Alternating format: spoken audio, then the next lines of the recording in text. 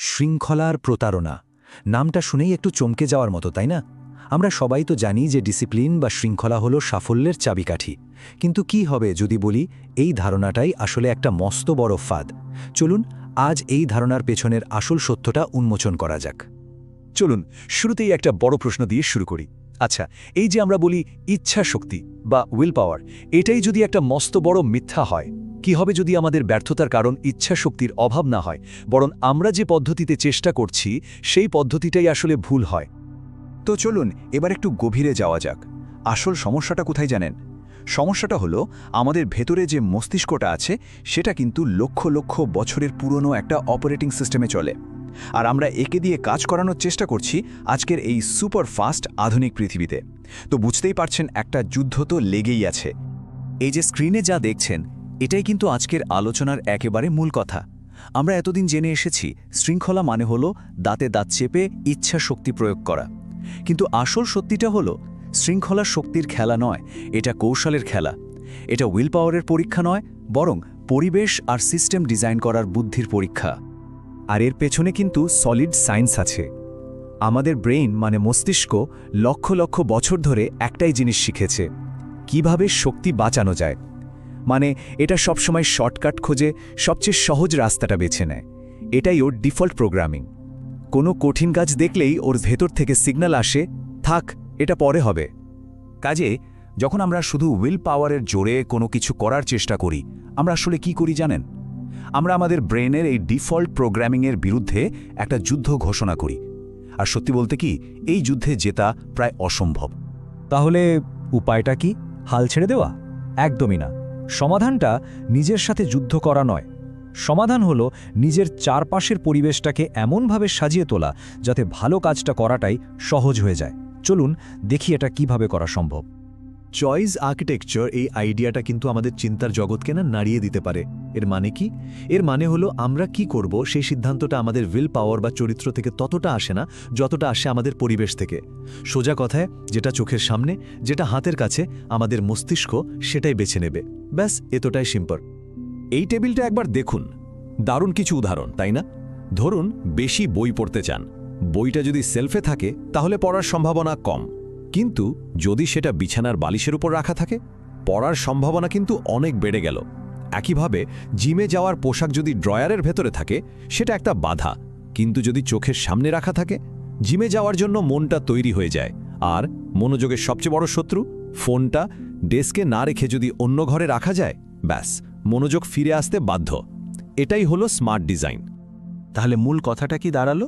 যারা খুব ডিসিপ্লিনড তাদের উইল পাওয়ার আমাদের থেকে বেশি, ব্যাপারটা কিন্তু এমন নয়। তারা আসলে অনেক বেশি স্মার্ট।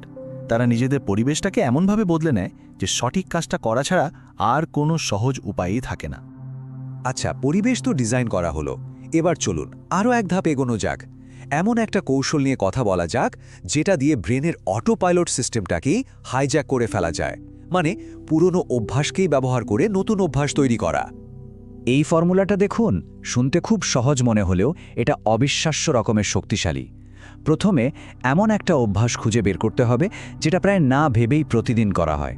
এরপর এর সাথে ছোট্ট একটা নতুন অভ্যাস জুড়ে দিন, যেটা করতে 2 মিনিটেরও কম সময় লাগবে। ফর্মুলাটা হলো, আমার পুরনো অভ্যাসটা করার পরেই আমি নতুন এই কাজটা করব।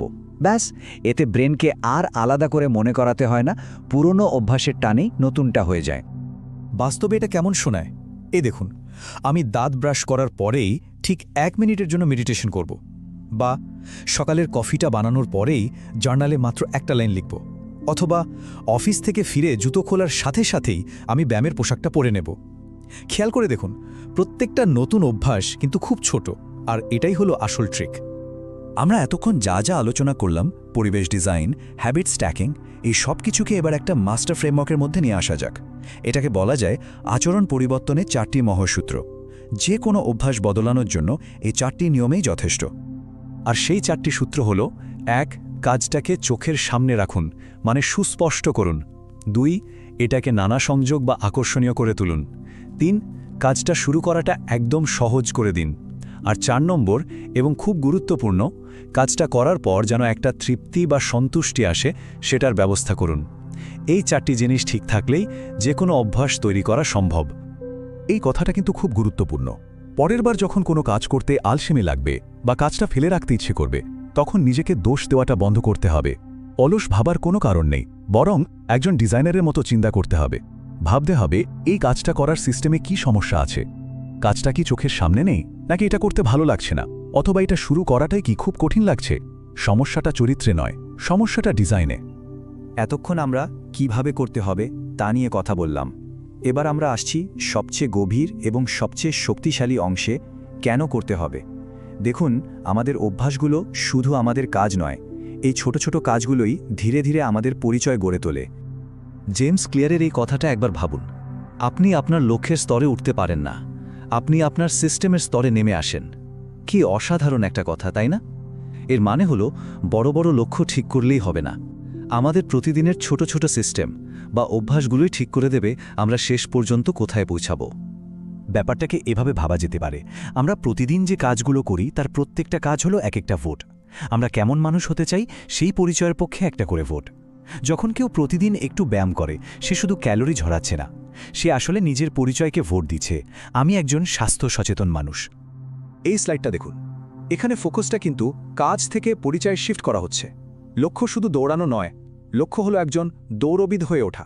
লক্ষ্য শুধু লেখা নয়, লক্ষ্য হলো একজন লেখক হয়ে ওঠা। যখন পরিচয়টা বদলে যায়, তখন সেই পরিচয়ের সাথে মানানসই কাজগুলো করা অনেক সহজ হয়ে যায়। তাহলে আমরা কোথায় এসে দাঁড়ালাম?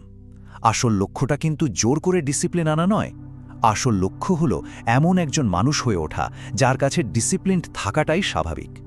শৃঙ্খলা কোনো লক্ষ্য নয়, এটা একটা বাই প্রোডাক্ট, সঠিক সিস্টেম আর সঠিক পরিচয়ের একটা স্বাভাবিক ফলাফল। তো এই পুরো আলোচনার পর প্রশ্ন কিন্তু একটাই, আজ কোন ছোট অভ্যাসটিকে নতুন করে ডিজাইন করা যায়, কোন ছোট্ট একটা পরিবর্তন আনা যায় নিজের সিস্টেমে? মনে রাখতে হবে, জীবনের সবচেয়ে বড় পরিবর্তনগুলোর শুরুটা হয় কিন্তু এমনই একটা ছোট সাধারণ পদক্ষেপ থেকেই।